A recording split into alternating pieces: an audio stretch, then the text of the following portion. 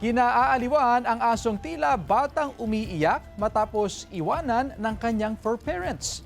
Silipin sa report.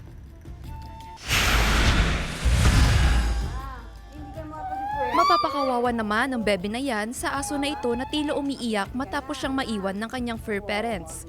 Ayon kay Youth Scooper Erica Kwasay, madalas naman talaga nilang kasama ang alagang aso na si Trudy sa bawat lakad.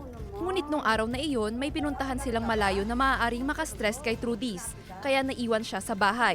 Gabi na raw nang nakauwi si na Erica, kaya't namiss sila ni Trudy's. Nang dumating sila, tila umiiyak na ang alaga kaya agad nila itong binuhat. Dagdag pa niya, very expressive daw talaga ang asong si Trudy's. Ang masayang team building ng isang grupo sa Cebu City, mas lalong sumaya raw na makuhanan ang muntikan ng pagkahulog ng isa nilang kasamahan sa banana boat.